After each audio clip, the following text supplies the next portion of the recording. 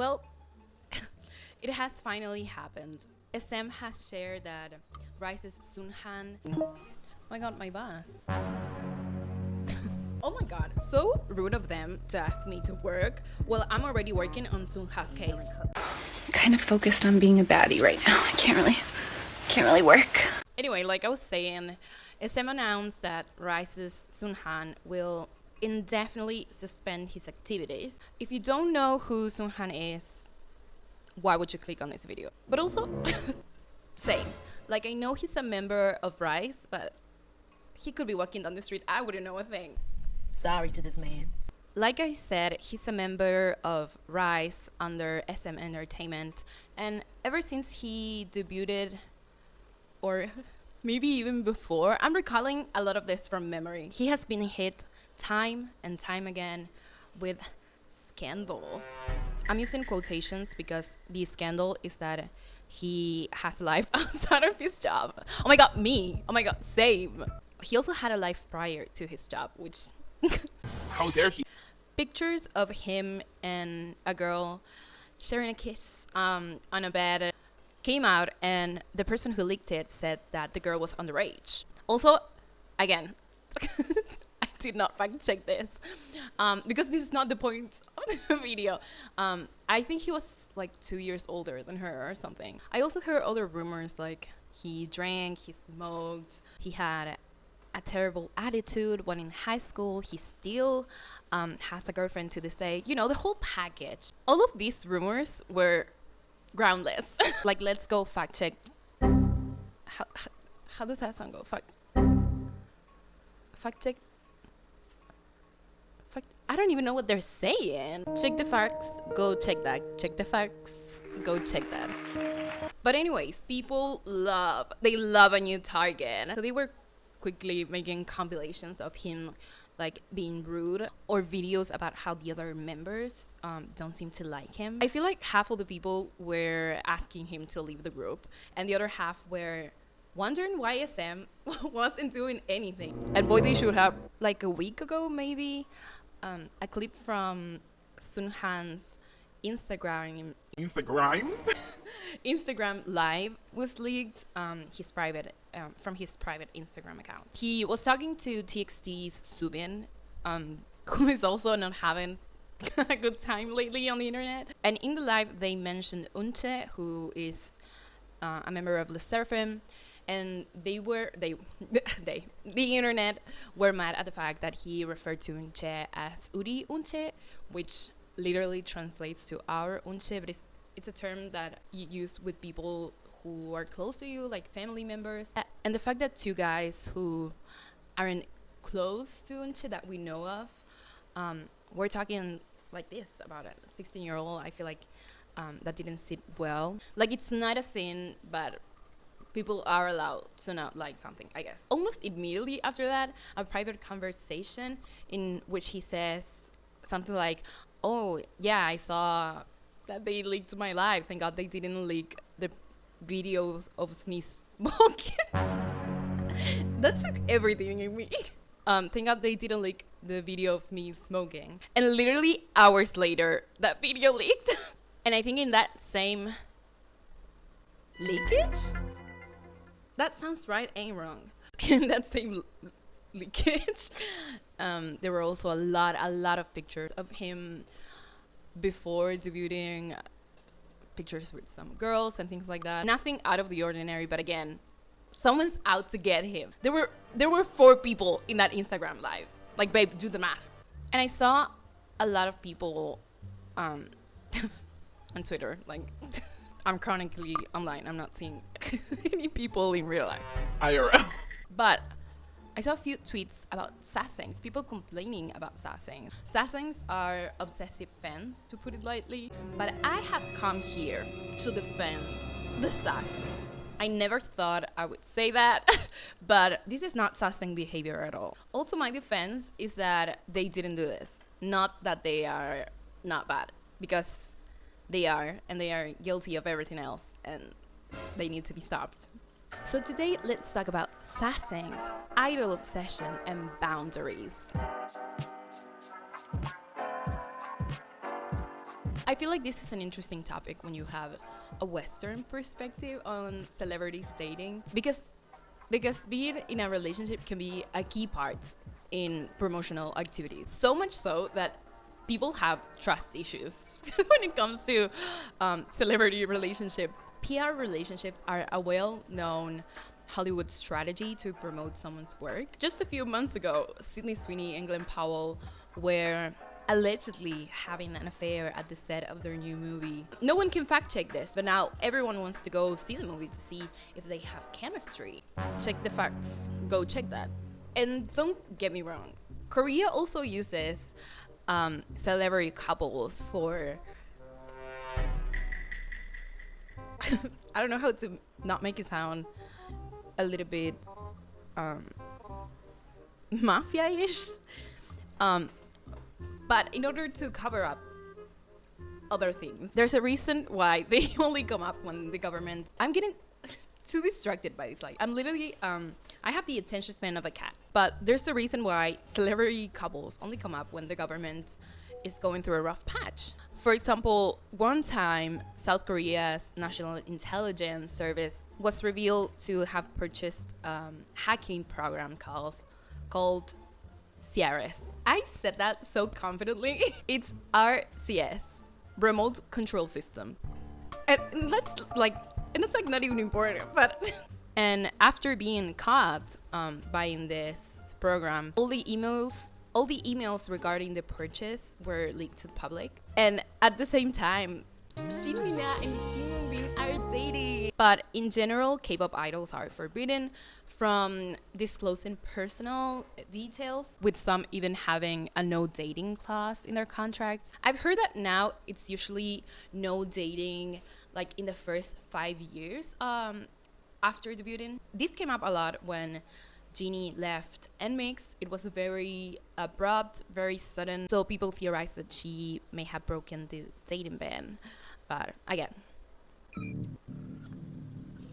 Check the facts, go check that. and the dating ban has two sides. On one hand, we have the business side of it. Bernie Cho, a Korean music industry executive, said that K-pop idols become brands themselves, and as a result, individuals are seen as an investment. This means that if idols have a scandal, it doesn't just affect the idol's image, it also affects the label's image. And many labels are also publicly traded stocks on the Korean stock exchange. So the sensational headlines can actually take a serious hit on their finances. This is what happened when it was revealed that Hyuna and Dawn. When it was revealed that Hyuna and Dawn that was worse. That was the worst attempt. When it was revealed that Hyuna and Dawn were dating. I feel like I'm always talking about my divorced parents in here. But when the news broke, Cube was their label at the time. Cube stocks dropped several points in the stock market. And as a result, their contracts were suspended, but also history was made because we got that iconic video of them leaving Cube. On the other hand, we have the fans' reaction to the news. Everyone knows that K-pop fans are a bit intense. Like, even people who don't know about BTS, they know ARMY. And naming fandoms plays a huge role in building that sense of belonging that K-pop offers. That's why I think that a lot of people who find themselves in these positions, being a sasaeng or an obsessive fan, they might struggle with feeling lonely or generally feeling isolated, and being a part of something can help you with that. But I am running my mouth over here, like we're not talking about sasaengs yet. It is quite normal for K-pop fans to make donations in their idol's name in order to boost their image, or they also pay for independent advertisements in order to promote their new album or tour. They organize fan cafes and celebrate their birthdays, and I feel like in some way, because fans put in so much effort in order to promote their idol, they might feel entitled to them. They might feel like they have a say in the idol's actions and personal lives. For example, in 2008, during a performance from Girls' Generation, the crowd created a black ocean, so that means they refused to light the their lightstick or their cell phones, and they stayed silent for the entirety of their performance. And this was done just because the public felt that they had become too close with the members of the boy group Super Junior. And this is not even a dating scandal, like they're just co-workers. Lindsay Roberts, who is an outreach coordinator for Korean entertainment, said that fans often feel like there's this like unspoken understanding between them and their idol, that in return for their investments of money and time, the fans expect a certain amount of monogamous dedication from their idol. And idols know this coming into the job. So there's also a bit of like, you sign up for this, which I feel like it also applies to Soonhan's case a lot. I've also read that a lot. Like he knew he was gonna be an idol. How dare he have a life? We also need to talk about how dating scandals affect women way more than men. There are still many Korean people out there who are conservative and they have conservative views about girls dating and marriage. A relationship scandal will destroy a female idol's pure image and innocent image. Like the first dating scandal you had, like the nation felt betrayed. Female idols just have it much worse. Like strictly speaking, about straight people, their entitled male fans and the female fans from the boyfriend, like they would come together to slut shame her. Labels also know that these types of scandals can tarnish their female idol's reputation.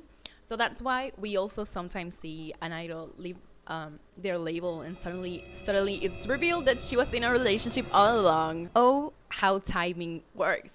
There are also a lot of dating scandals that have gone right.